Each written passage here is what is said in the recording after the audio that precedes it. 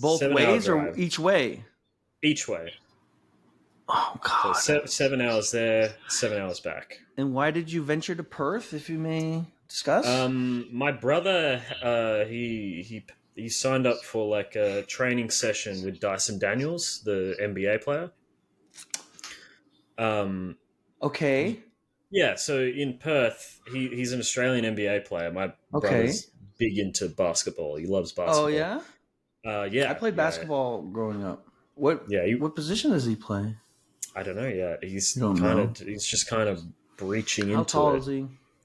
He's my height at the moment, but 6 he's 14. 6 feet at least. I'm 5'9", so That's not it, bro. but he's 14. Does you want to check out soccer real quick? Because no. This is you know what the funny part is? Like you can be 5'9" and play basketball really well. You can be a guard and like I think of people like obviously Curry. You know it doesn't. Well, that's great. So so what a great brother! You drove him to Perth for basketball camp. Mm-hmm. Essentially, yeah. It was like a 2.5 hour camp, I think. Wait a minute, you drove down there, you did the camp, and then you drove home? Yeah. Yeah, that's right. So it was a 16.5-hour round trip, including camp. No. It was a 3-day weekend. So I drove up on Friday, and then I drove back on Sunday. Are you okay? Yeah, Did you have your astronaut diaper when you're speed running basketball camp? No. Like 7 hours, I'm staying the night, dog. I'm sleeping over. Yeah. I thought you dropped them off and like just drove around the city to keep the engine warm. And then you threw him in the back seat and you took off. No, we stayed 2 nights. Perfect. Did you watch the camp or like what did you do while he was camping? No, I just dropped him off. I went and met up with my friend. Oh shit! And then he met up with his friends. No, I picked him up. Yeah, that's right. I dropped him off at the camp. I went back to the hotel. I had an appointment with my therapist, and we did that. I did that, and then after that was done, I went back and picked him up, and then drove him to the city, and then met up with my. Did you have fun? Did you find some time for fun? I hope. Yeah. I played Mario Kart with my friend. We went out for dinner. It's good stuff. Oh, good. Where did you guys? What'd you have for dinner? Anything interesting? I had nachos. He had steak. Dinner nachos. That's heavy. Yeah, it was good. I'm just announcing the stream. Boogie Nights. Boogie Nights. Oh, by the way, this is the Three Grandmas podcast. This is a show called Two Grandmas Yammering about Boogie Nights. About Boogie Nights specifically. No Paul Giamatti in this one. I was sensing a lack of Paul Giamatti. I feel like we need him. Okay. This was directed by that guy who did Rosemary's Baby, though, right? Yeah. What's his name? Roman Polanski. No, this is a Polanski bit? No. Too bad. I don't know why you brought him up. Have you seen Oliver? It's really interesting. You bring up Oliver every week. Yeah, because it's Oliver with an exclamation point. No, it's not just Oliver. That's not the Roman Polanski one. No. Or is that the animated version with the cats or something? I don't know. No. Oliver is Nice Oliver is the musical from the 70s. And then Oliver Twist, the Polanski one's the one with Ben Kingsley as Fagin. Yeah. You're getting them mixed up. It's not a musical, the Polanski one. Okay. But it is very good. Okay. So regardless, we're talking about Boogie Nights. Boogie Nights. Was this Paul Thomas Anderson's breakout? Debut? Was it his debut? I didn't think it was. No, he did Hard Eight first. Okay. And then he made a mockumentary called The Dirk Diggler Story, and that got him this film made. Yeah.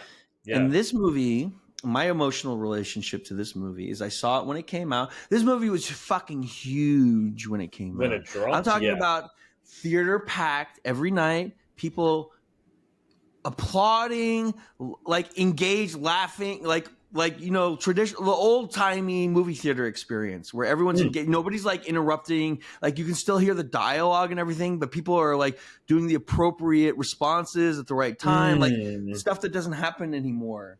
Like I used to go. I remember seeing a movie like Rocky 3 in a theater, and just like the whole crowd was like into it, and like, but nobody was like nowadays, if people get into it, they like interrupt the fucking production, right? And they talk over the lines and stuff, and it wasn't like that in the old days. Yeah, but like Boogie Nights was fire. I mean, this is the first time I've watched it ever. That's crazy. Now, was that a choice or like what happened? Like, did you have it on your queue? I've had it on my queue for ages. Like, I've had it basically every Paul Thomas Anderson movie on my queue for ages. True. The ones I have seen are I've seen Phantom Thread, Licorice Pizza, There Will Be Blood, and Punch Drunk Love. I'm going to drink your milkshake. Which is those are all bangers. I thought Licorice Pizza was fucking fire. I thought really enjoyed that as a comedy because I feel like he was good. Like there's comedic elements in Boogie Nights, but I feel like that's like he's like this is a Paul Thomas Anderson version of like if a sitcom was made by Paul Thomas Anderson, right? In some ways, right? Yeah. And I love that like he used the Haim sisters as like a unit. And you know, it's just it made it more realistic because like you have a family of 3 girls, right? And like the thing that to me that I was trying to think about why Paul Thomas Anderson is so great, and it's his characters. And like one of the things that you're quick to be noticed is like every character in a Paul Thomas Anderson is fully three-dimensional, completely, and like it comes fleshed out, but you also want to know more. And sometimes he'll tell you more backstory, and sometimes he won't. But it doesn't matter because like I feel like his actors are all so well prepared. You know, absolutely. Licorice Pizza is kind of a hard one because it's it straddles a line a little bit because I mean obviously it's an adult woman and it's a 15-year-old kid who was Philip Seymour Hoffman's son, by the way, the late great Philip Seymour Hoffman. And a great debut from him too. I don't know if it was his debut. His kid was really good. Yeah, he was great in it. But it does straddle a line a little bit. I don't think it fully endorses like what happens in the movie, but it's like it's understandable. Like it's understandable emotions. Yeah. I mean, a Paul Thomas Anderson movie is not going to endorse the content, right? Like I think about The Master, right? Which is have you seen The Master with Philip Seymour Hoffman? Yeah. That's excellent. You did mention that. I love that movie too. When he's walking back and forth, when he has Joaquin Phoenix walking back and forth on the ship. Yeah, and for like nobody knows what the fuck, you know, it's so crazy. And that that dialogue scene where he's asking him questions and he's making like he tells him not to blink, and then Joaquin Phoenix for about 10 minutes keeps his eyes like open without blinking, and then when he does, he slaps him, and then he makes him start again. It's just like it's the darkest stuff. The darkest kind of comedies too, because it's like it's not comedic really, but like some of the situations that Paul Thomas Anderson has in his films are so awkward that you laugh due to discomfort, and it's just like so crazy. Like I think of like the character in There Will Be Blood. Like he's so over the top. Yeah, and the priest as well is so over the top as well. Like, and they've got their own agendas. Like every single character has their own agenda, has their own like. They could have their own film. Yeah, exactly. And what was I going to say? Like you were saying, like the awkward moments that you don't really know what to laugh at. But it's Phantom still like Thread is a perfect example of that too. Yeah, and I was thinking about Philip Seymour Hoffman's character in Boogie Nights. That scene where that's like that whole movie. You could tell where it's going. Like maybe we should talk about it through the characters. Like, do you want to start with that character? Like, let's talk. Like, so like this is a movie about a family. Like it's almost like Texas Chainsaw Massacre, right? Because like they're like outliers, we'll say, and I love movies and films and stories about very well-developed cultures that are idiosyncratic and outside of the norm, but also all the normies need it and feed off it, and they're all need this porn industry that's just a dirty secret, right? Yeah, because everyone's like utilizing it, but nobody wants. They all want to wash their hands of it. And like, so fosters this really close like knit Scotty J. community. Yeah, and they all love each other. It's so obvious that they all love each They're other. good to each other. Well, except for the like the drug abuse and the I mean that's the thing is like the unit falls apart when like outside forces kind of force them apart. You know what I mean? Like they kind of lose sight of what was special about their unit, about their yeah. So let's talk about the character. Scotty J is like a gaffer, I would call him, or a PA, like a production assistant, full time, and he wants to be like the other porn actors, especially Mark Wahlberg, Dirk Diggler, aka Dirk Diggler. Well, and so he doesn't like. I love that scene when he paints his car and he gets like a knockoff version of the sports car, and like it looks like shit, and he's got his jean shorts. But he's asking him like, "It's cool, right?" Like, he's wearing the same outfit. He's like wearing a version of the same outfit that Dirk is wearing, and then he tries to kiss him, and like that's a crazy moment. And like I love how Eddie Adams' character handles it. And he doesn't like kill him, which might happen in the 70s or 80s, right? Or do anything crazy. He kind of like he's very compassionate. He obviously like reacts. He's like, whoa. He's like, hold on. But he doesn't like belittle him or anything. He just kind of walks away, right?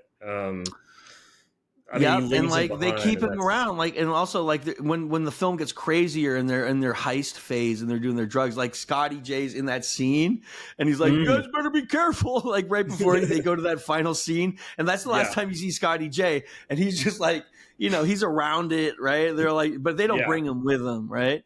And so, like, what a wonderful character. And that's a great example of a minor character, not even, that just, like, pops on the screen, because, Philip Seymour Hoffman. And it's just a wonderful he's a minor character, but, like, the amount of, like, I want to say, I hate the word pathos, but, like, the amount of, like, internality that Philip Seymour Hoffman gives him. Like, he's just... The face, the reactions, the eyes... How he looks at everything, so much into such a small character. Like he puts his all into it. It's like it's mesmerizing. And like I love the way Paul Thomas Anderson films the scenes at the house, the family house where they have the parties. Like there's the scene with the pool where he actually jumps in the pool with the camera, right? And like you have like this sense of movement, like you're part of the scene. So like but you can also notice what the characters' stories are doing, right? Yeah. I mean, one thing about Paul Thomas Anderson is like I feel like his movies are so free flowing. Like they feel like literally anything could happen at any point. Like they're just so it almost feels like this movie doesn't have like an act structure. It just like goes through the motions. I don't know. Verite. But not. But more structured, right? Because there's like vignettes of verite, like the party scenes and stuff, or like the nightclub scene. And I feel like there's a lot of links to Martin Scorsese and like Casino and Goodfellas in a lot of those scenes too, where you have the movement, the camera comes in, the whole dance club is like full and packed, and the camera's doing the beautiful sweeps, and like you get the characters, and that's right out of Goodfellas and stuff too. And I love that because it puts you in the scene and it puts you in the culture, but you don't have to like be in the culture, right? You can have the fun version of it, right? Because that's how it starts. And like, let's bring this to Dirk Diggler. And how do we meet Dirk Diggler at the nightclub? And I love the character of the nightclub, Luis Gomez as Maurice Rodriguez. Yes, he's like so it. Good. I love it.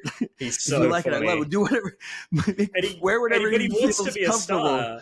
He wants to be a star. He is a star, though. He's so good, though. He's like mom in some ways, because Julianne Moore is so fucked up in this movie, right? She's trying to like be like the parent type figure, but she's doing it all wrong, right? Because she's having intercourse with her, like, you know what I'm saying? With her it's such a crazy but like that's a perfect scene too when she gets him addicted to cocaine for the first, or not addicted, but like shows him the cocaine for the first time, and she sits him down. I just want to tell you I love you, and you're my son. That is such a classic party scene. Like everybody who grew up in the 80s and 90s has had that scene where the girl or whatever is trying to like get you into whatever drug she's into, and that's exactly what she says when she sits you down because she just wants a codependent. Really? Peepcast just asked what's Cinema Verite. Cinema First time we've Verite, asked this question on this Robert channel. Altman is a purveyor of Cinema Verite. There's a film called Nashville, and there's Shortcuts. It's a film. Cinema Verite is a style of drama. It's a fictional film, but it looks like a documentary. Yeah, and if you see a film like Nashville, it just starts, and we've seen a lot of Cinema Verite, like Tangerine is a Cinema Verite film, right? It just drops you into the scene, and like if it's 2 hours, then you only get 2 hours of the world, right? It's usually in the real time of the real place, right? Things are happening, and it feels very natural, right? Does that make sense? The most famous one recently that's like kind of popped off is Jan Dillman, if you've heard of it. It's basically Jan Dillman. It's a movie. It's like a 4-hour movie about this woman and how she goes about her daily life. It's a long movie. But I love that shit though. But it's apparently fantastic, and it's something I really want to see. How do you spell the name? Jan Dillman. It's JeanneDielman. It's from, but it's only kind of become like discovered more recently. It's from 1975, but okay. But it's taken a while for it to be really appreciated as. It's now considered one of the greatest films ever made. But I need to see it. Yeah, I've heard. Okay, it's really good. So I want to talk about Dirk Diggler. I want to talk about Eddie Adams because this is the main character. And like, I also want to. Do you like the introduction of the character? Go ahead. I love it. I think this is like Mark Wahlberg. Like, he basically wouldn't have a career without this movie, right? Like, this launched his acting career. Absolutely, it legitimized him because otherwise. But he was in a great movie about as an older boyfriend to a younger girl. I can't remember the name of it, but there's a famous scene where he's like on a carousel. He's on a the fucking, is it a carousel? What is it? What is this thing? The when they go up the wheel, the fucking ride at the boardwalk. What is it called? Talking about a Ferris wheel. Ferris wheel. There's a very, very famous. Like, I don't know if you know about this movie. I don't think you do, but like that legitimized him to get him this role. I feel like, and I think that they wanted to give this to. I can't remember anything. You got me up too early in the morning. Leonardo DiCaprio. Is that right? Yeah. So, but I think Mark Wahlberg was excellent in this because he plays the innocent so well, right? Absolutely, yeah. And he's like a good person generally through the whole thing, except obviously he's doing dirt and stuff. But like, but that's not really his character. And I love the scenes with his mom. Like that was and like the dad his mom character. Hates him. His mom hates him, dude. Mom was trash. Yeah, I can't. But like that's how shit happens. Like they could never like maybe they didn't have arguments and shit like that in the house, but one night she's been drinking all night, he's late, and then it blows up. And then the dad, there's that one scene, there's one shot with him sitting on the edge of the bed while the mom's like kicking him out of the house or whatever, and he's just like he can't even like muster the courage to get involved. And there's the dinner, like the breakfast table scene. It's just like a fucking. It's depressing. It's a broken so depressing. Man. And clearly, like the dad, like doesn't really have a strong opinion on like the whole thing. I don't know what's wrong with the dad. Something bad happened to that dad. Maybe he was in a war. Maybe he's from Vietnam. Like he could be a vet. There could be all kinds of reasons why someone's like that. Who the fuck knows? But like. It's really sad that like that family just throws away their child so quickly, and then it's this porn family, and then that brings us to the nightclub, and then the introduction of Roller Girl, which I think is Roller Girl, not just Roller Girl, but the patriarch essentially. Yes, played by Burt Reynolds, plays Jack Warner, who sees like Mark Wahlberg's just like serving up at the club. And Jack Warner sees him. Boy. Yeah, he thinks he's like he's got the X factor, and so he goes out the back, talks to him, and then what does he say? I can't let down the boss. I can't The quit boss, the he job. has such a good like Can't let heart. Maurice down. Can't let Maurice down. But he also tells him, if you want if you want to see me jerk off, I'll pay you $5. Yeah, It's you want to see me $5 jerk a pop, off? It's right? only $10. Yeah. Mm. And he's like, people do that for you? Like, yup. So that's how he knows, right? And he's and like, then does he pick but him then the up and question drive is him why? home, or does he send Roller Girl that night? I forget if like Roller Girl. No, he just goes home. He just like goes goes home. Yeah, I thought that like they afterwards. pick him up and drive him home or give him a ride or something. That's later. That's And then later. Julianne Moore's there too, and like that's such an interesting character too, because like it's like what do you think about Julianne Moore's character? I think she's fantastic. Okay, but like what is going on? She's broken. She's so broken because she lost her own child, right? Yeah, she can't see her daughter, and it's because of the industry that she's in. Like her husband won't let her see her daughter. Yeah, and the judges are not going to listen. There's that heartbreaking scene when they do the custody thing, right? And she shows up without an attorney, which is interesting. Because, like, you would figure that Burt Reynolds knows that she needs an attorney. Do you think she went down there without telling him? I bet she went down there without telling him, and she didn't even think about it. Yeah, and she's so, like, I don't know. Is she just, like, very innocent? Or, like, what is the fucking deal? And I don't know. Or something. And then I want to talk about, like, Don Cheadle's character, who's great Buck Swope. He's always changing his outfits. He's like the cowboy. He wants, so good. Yeah, the cowboy. He wants her to stick. I thought he looked good in the cowboy outfit. I'm not gonna lie. I love it. Listen, if you like it, I love it. Wear what feels good, makes you feel good, like Luis Guzman says. Exactly. But I also love when he's trying to sell the stereo system, and he gives a great pitch. Like he gives a fantastic pitch. Oh yeah. And then as soon as because he's a cowboy, he loves country music. He chucks a country record in, and the guy's instantly like, "Nah, see ya." The manager's like, "What the fuck?" He's like, "What?" It's like, I was trying to show the bass off, man, guy. Yeah. And like, they just don't get him. He's so ahead of his time. Like, I feel a connection to Don Cheadle's character because like I'm always trying to do weird shit too. So like I love it when he dresses up like and then he changes his outfit every time. You know, it's just like he's ahead of his time or something. Time Goes to Waste says Paul Thomas Anderson has a weird obsession with involving underage people in his movies. Mark Wahlberg wasn't underage when he made the movie, but he like his character's 17. But I feel like part of it. That's what happened though. That's what happened in the industry, right? It's just like he's trying to tell a true story. Like both this and what's Licorice Pizza, like both of them are like director insert characters. Like he's basically talking about himself, essentially.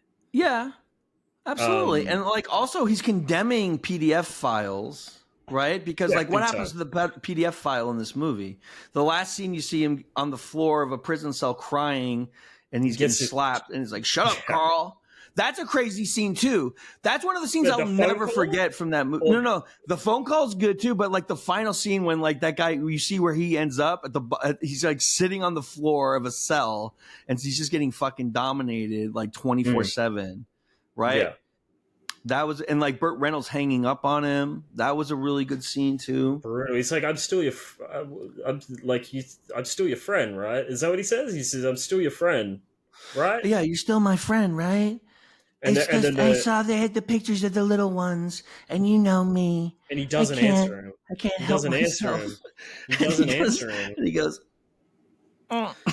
Yeah. Well, it cuts off. Like they run out of time, and he.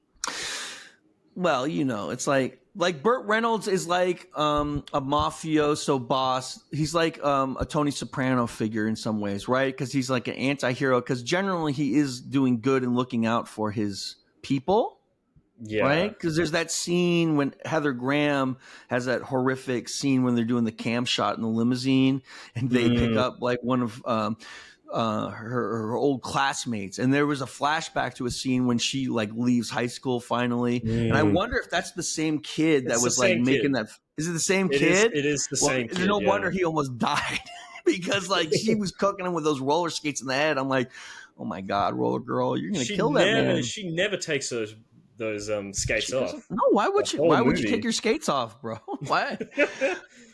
And there's so many just like small characters as well. Like I want to talk about like Alfred Molina in that final scene with the firecracker guy. Oh my god, that scene drove me up a wall in a good way, but like it was meant to.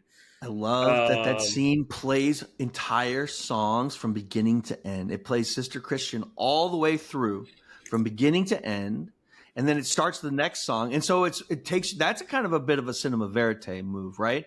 Because it puts you in that room like it would have like happened if you were a crazy drug like group. You'd be sitting there for like 10 minutes, like that's like 20 minutes or however long.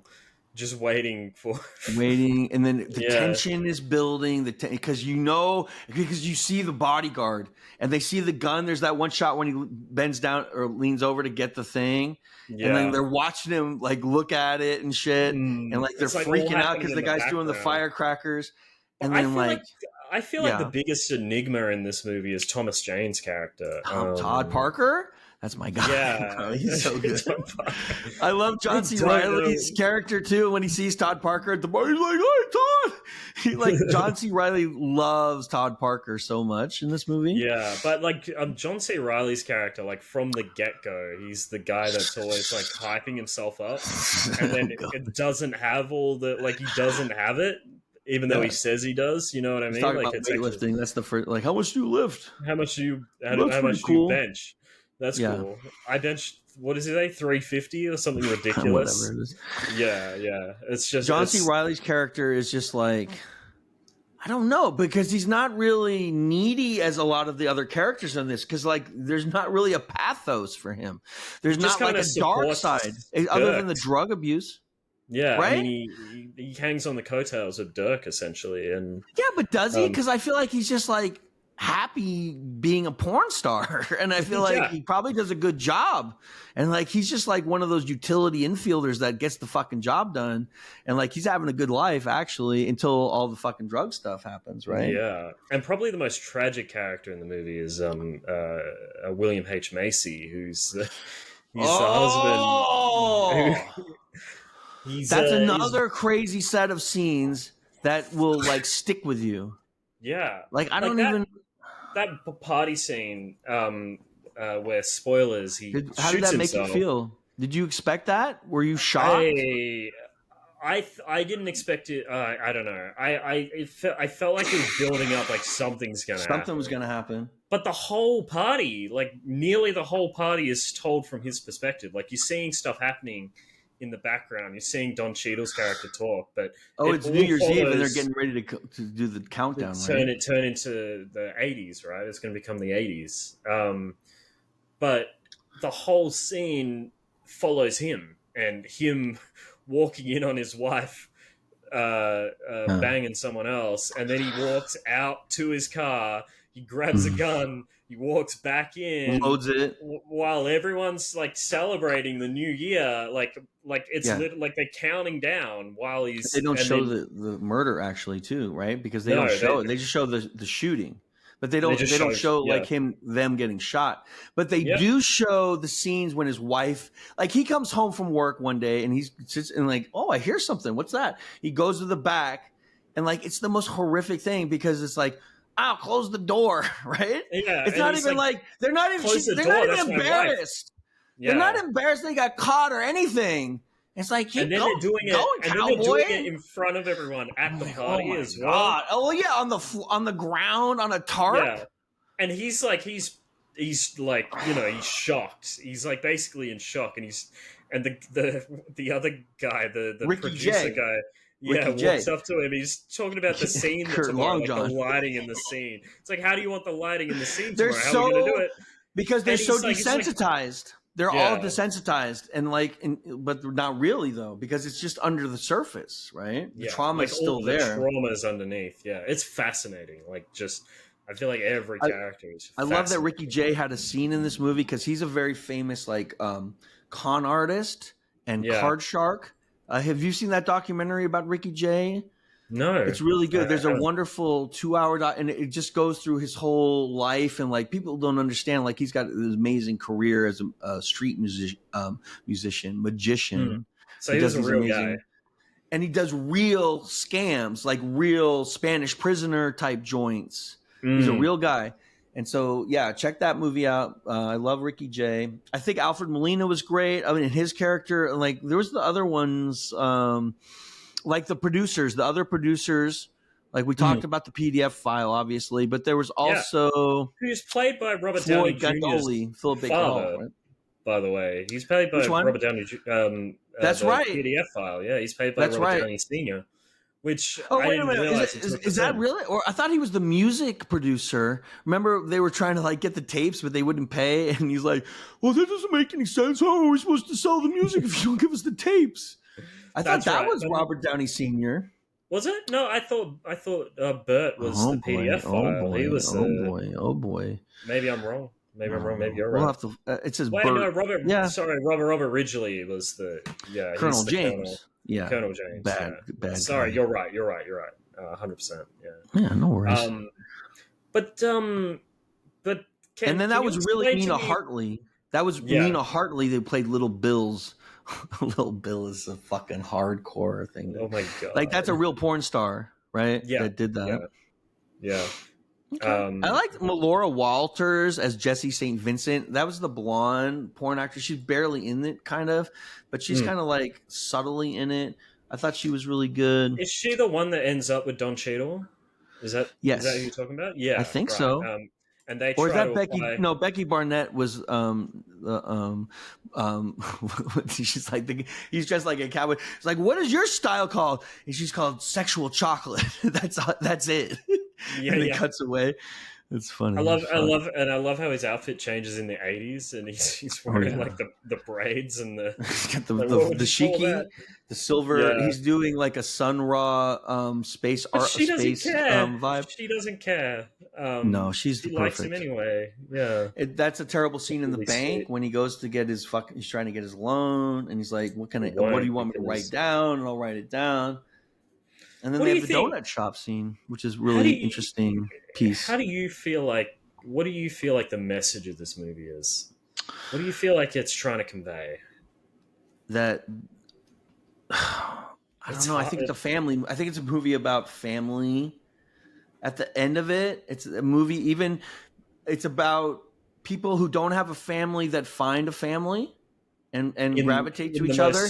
Yeah. And at the end of the day, I think that the message is that it's a positive thing, because at the end, like they're still together and they're raising the baby and like they're in the pool and they're showing everyone's still alive generally. I think besides even like Scotty's there. Yeah.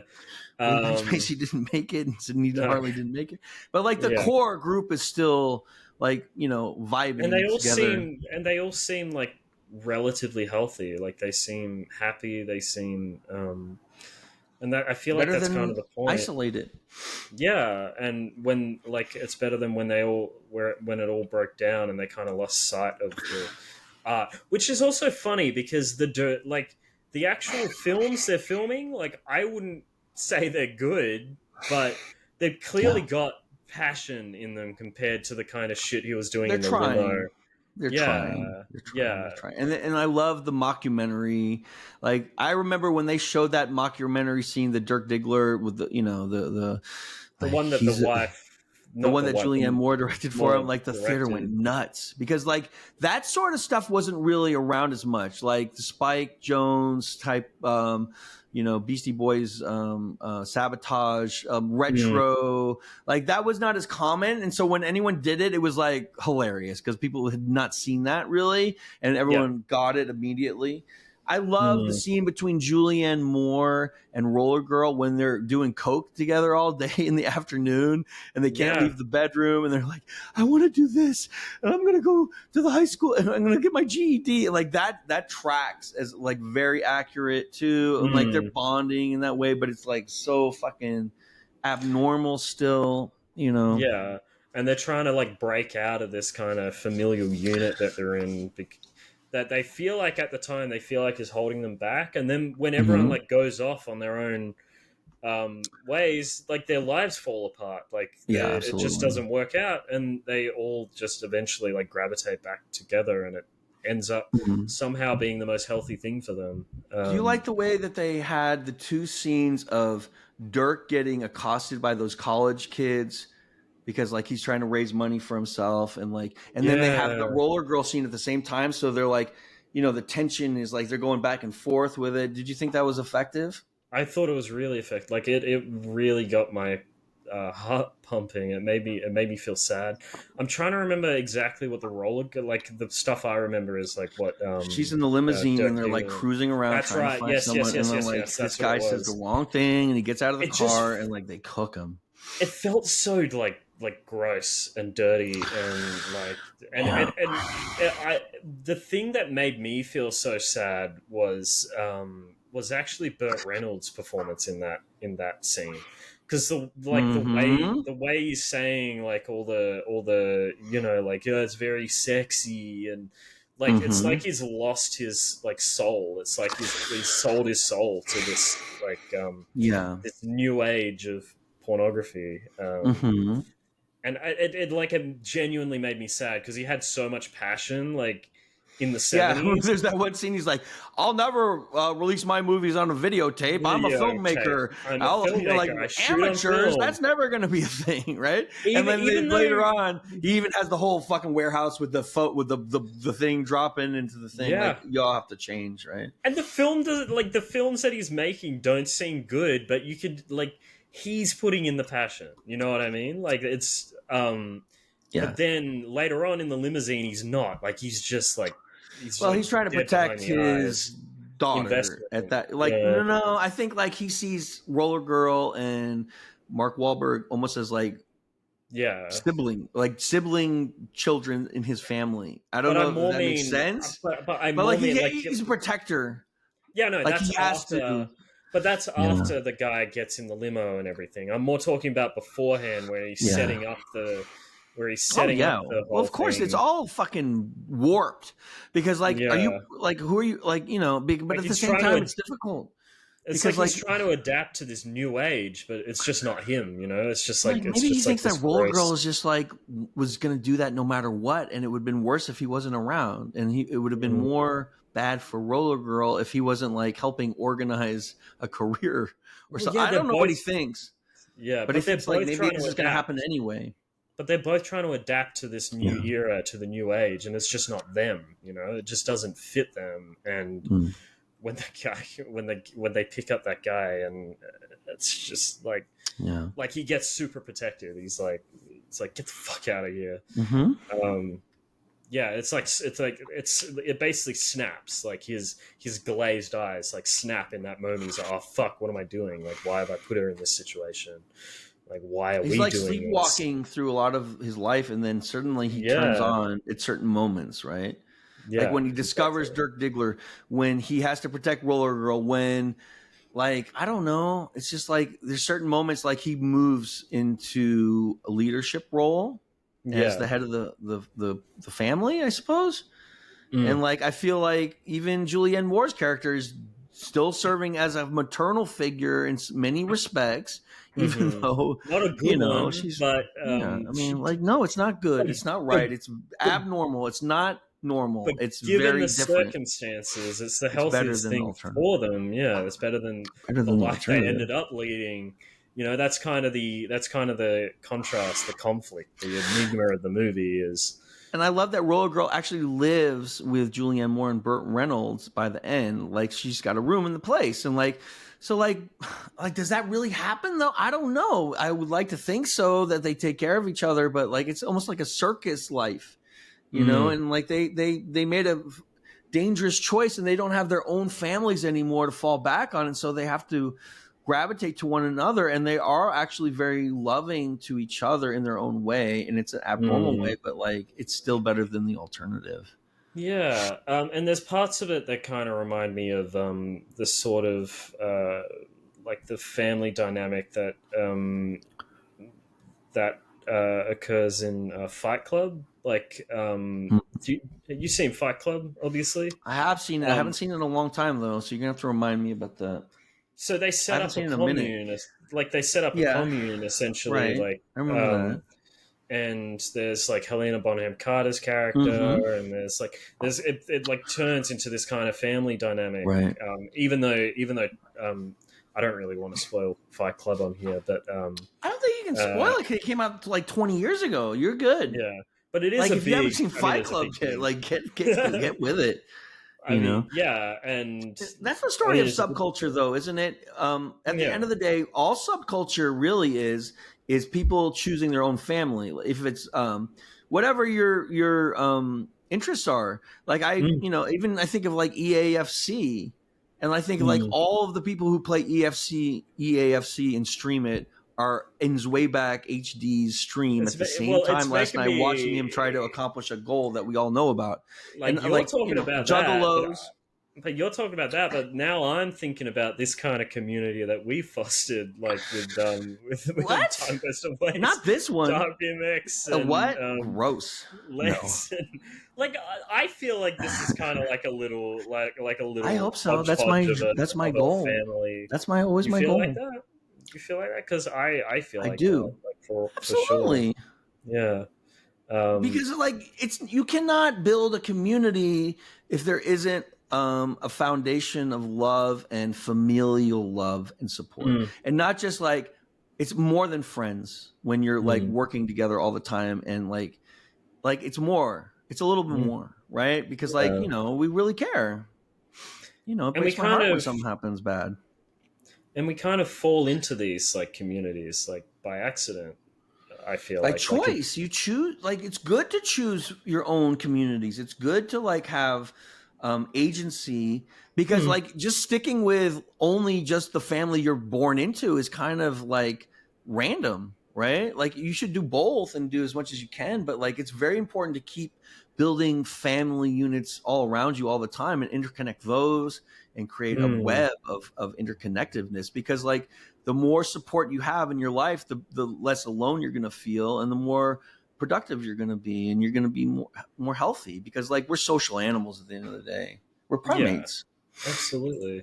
Timegoestowaste says, fun fact, Burt Reynolds' character in Boogie Nights and Striptease are the same character in the same universe. No, I didn't know that. Really? No, I didn't know that. I haven't seen Striptease. That can't possibly be true. Are they still but like nothing shocks me anymore. I would love to see a Burt Reynolds graphic. Of course it isn't. Fuck you. Fuck you. And do they say the word Boogie Nights in this movie at any point? Does any of the cast say the word Boogie Nights? No, but there's a sign that says Boogie Nights at the start. Does that count? Like, that lights up. I love when Jay Gomez opens his bar, or when Luis Guzman opens his bar and they spell the name of the bar wrong on the sign. Yeah, that's funny. Yeah.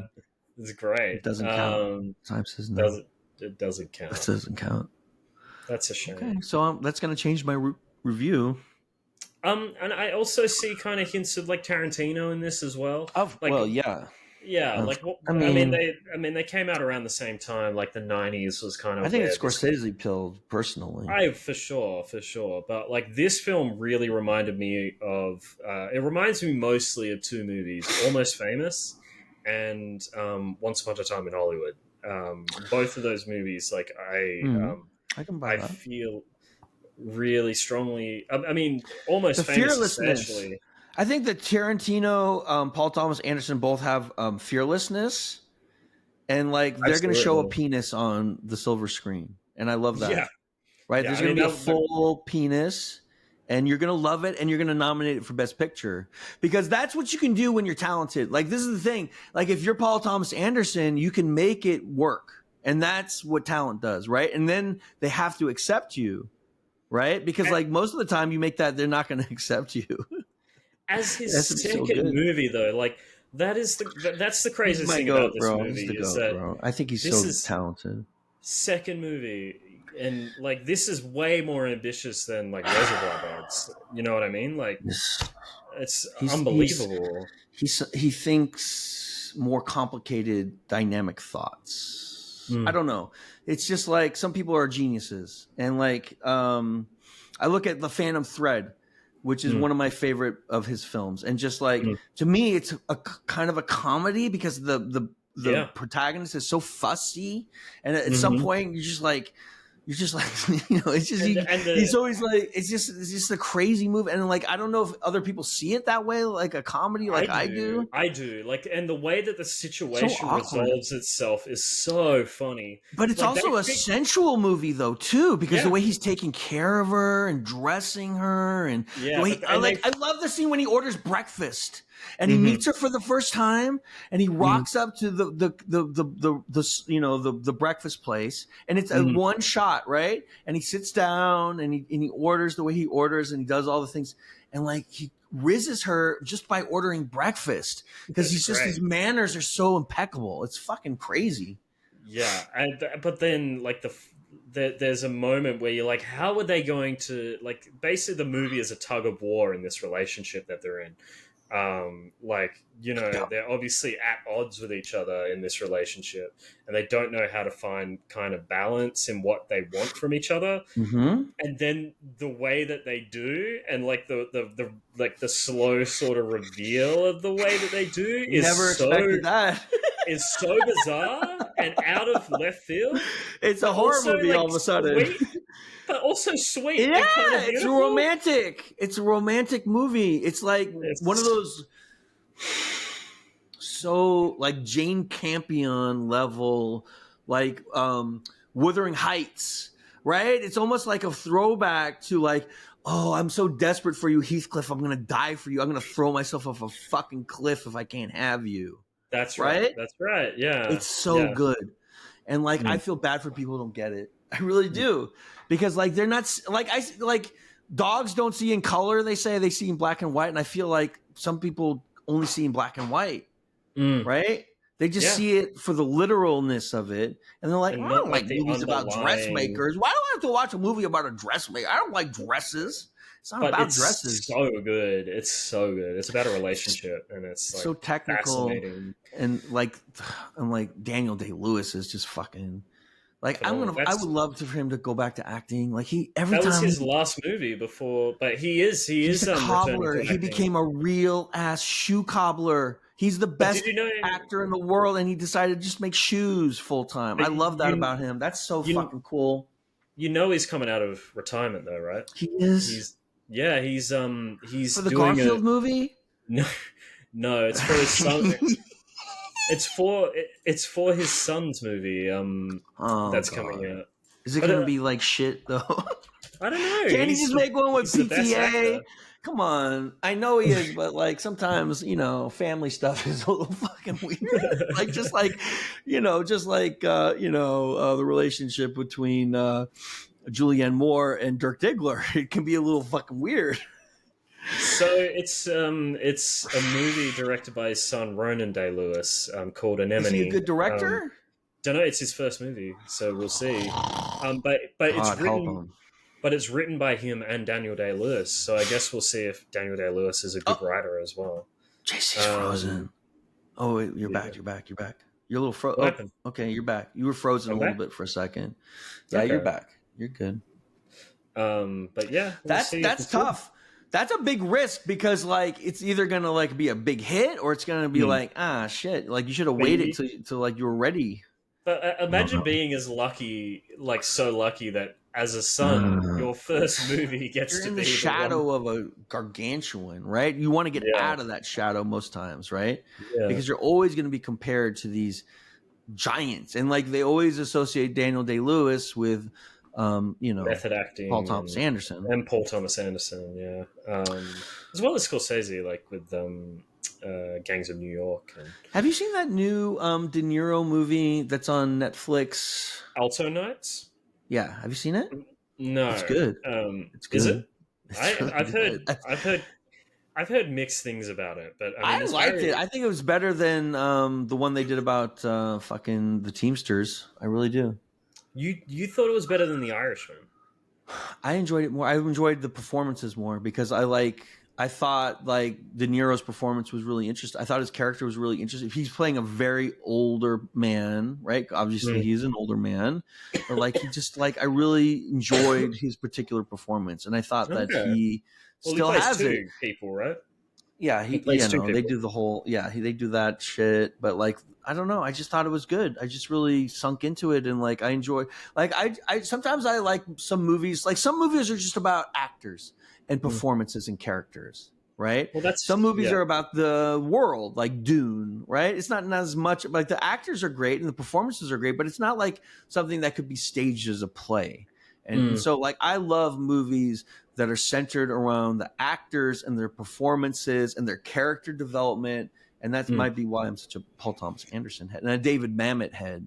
Like, I'm a Well, big fan of David Mamet too, the even though he's a fucking reason L the reason IRL. why the reason why I loved The Irishman is because it felt like a classic Scorsese movie, like for the first Yeah, half, but then it transitions into this like really meditative movie about like old age I and didn't dislike like it. your legacy and also just like kind of like because like Goodfellas only tells like the exciting parts, but then The Irishman kind of becomes about the aftermath as well, It's more and like meditative. Yeah, and it's also about his own career and how he feels about like where he's going and like just like what his future entails. Like there's a scene where he's picking his own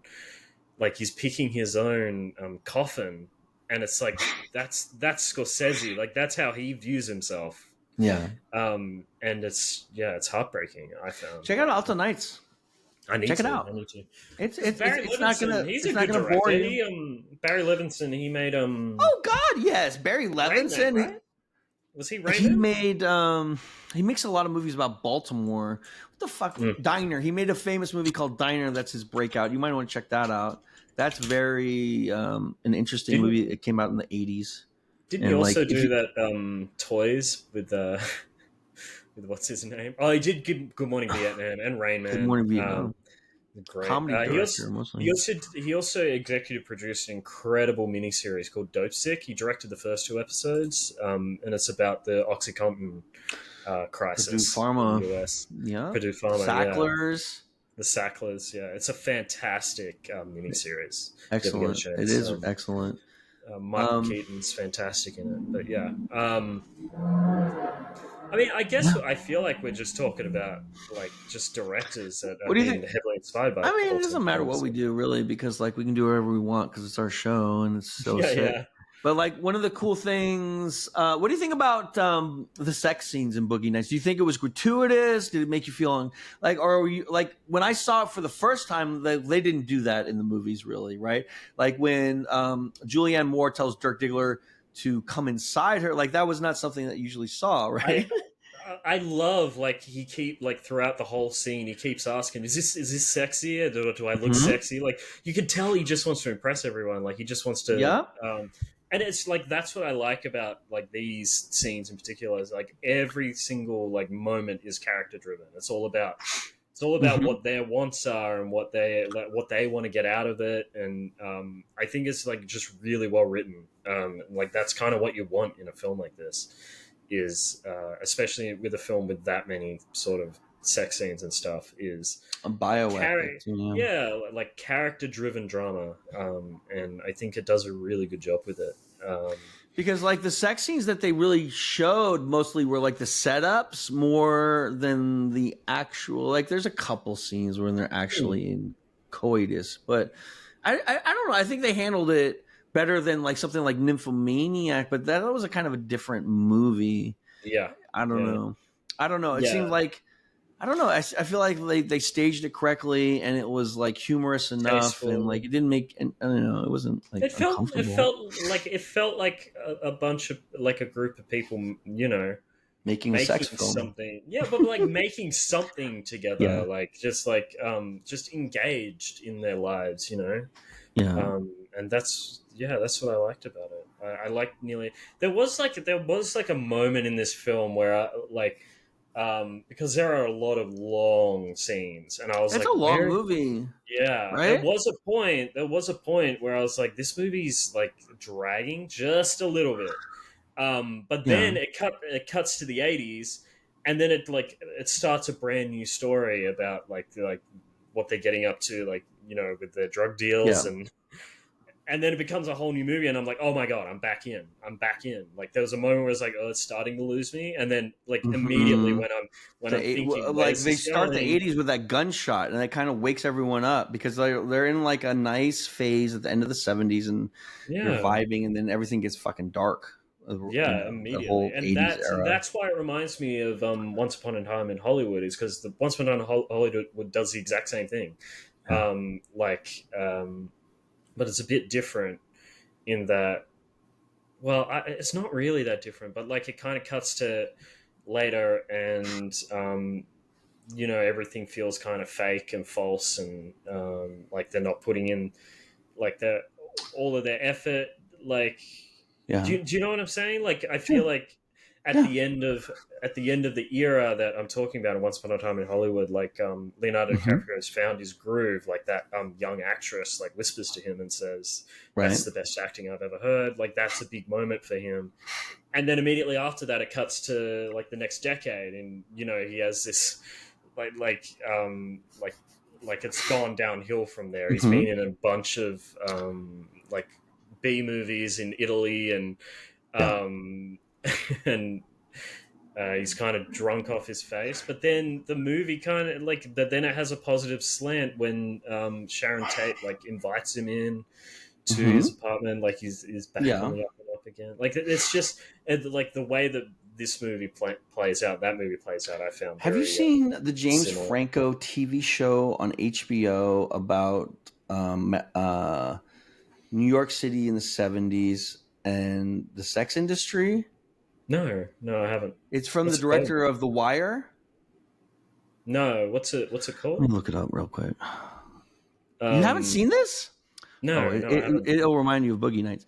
The Wire director, James Franco. We bring up Roman Polanski, and I feel like no. I mean, I feel like James Franco is a bit of his own. The Deuce.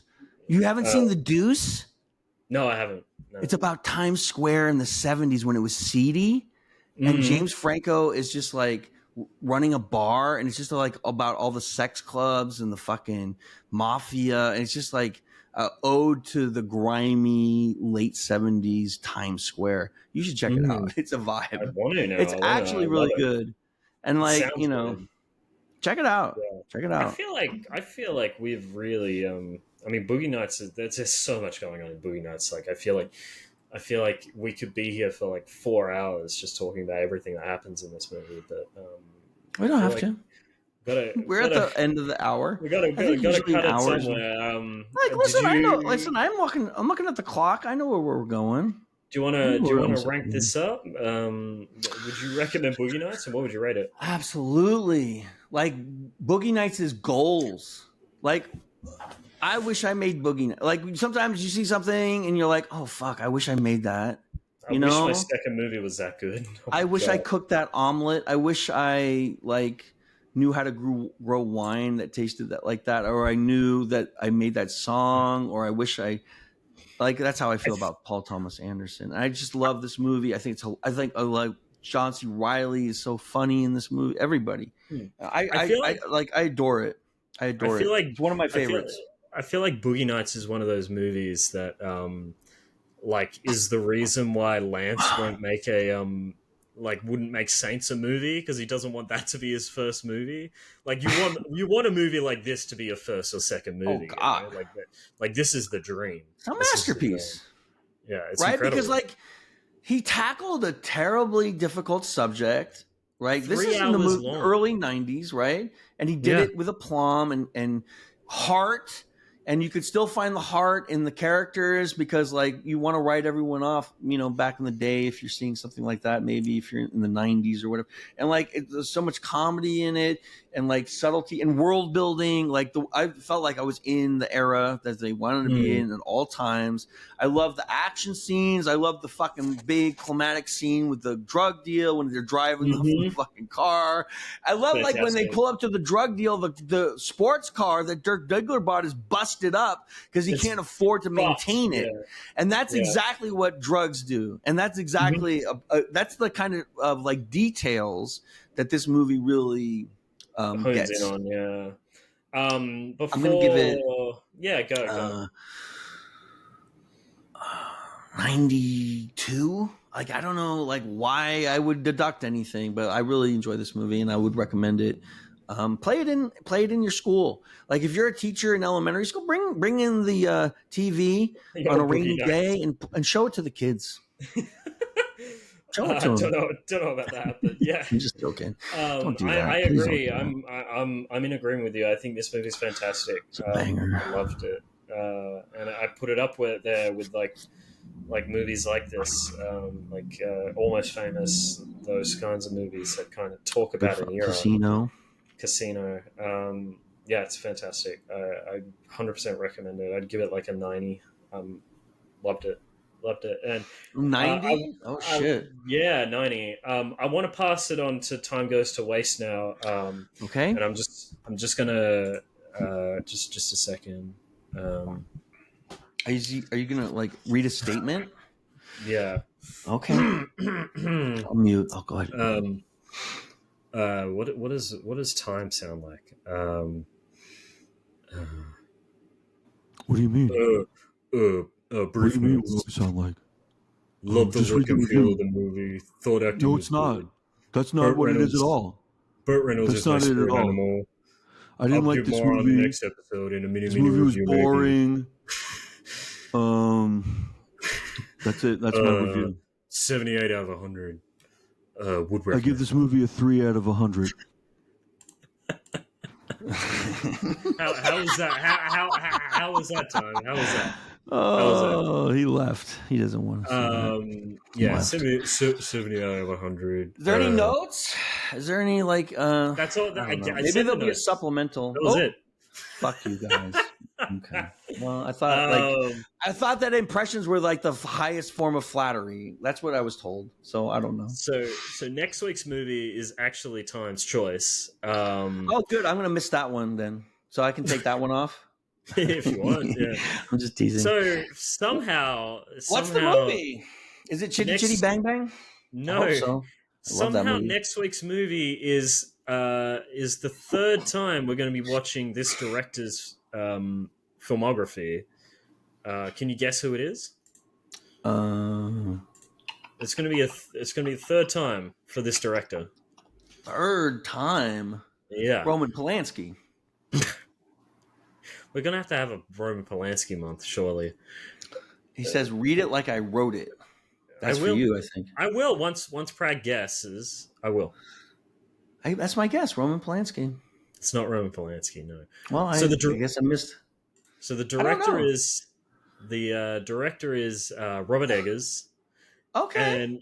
And the film is The Lighthouse, featuring Batman. I love that. Oh yeah, that's a banger. Featuring Batman and the Green Goblin. Oh yeah. Which is a movie that I've wanted to watch again as well. For the reason that I watched it.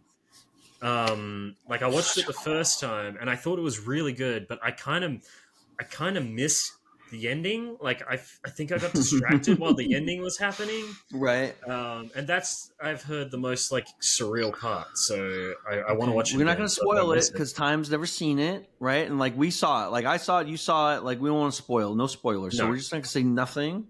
No. And throw away the key. And I want to talk ask. About it. Time. What did you think of The Witch? Do you remember what you thought? Whether you liked it? I think you liked it. Do you remember if you liked it? I think you did. I wasn't there for that one. That was you and the other Mitch was in. I feel like it was like a mid to high. I don't think it was a dislike. It was fine. Yeah, that's what I remember. And the other one we watched was Nosferatu, which was great. Which I thought was really good.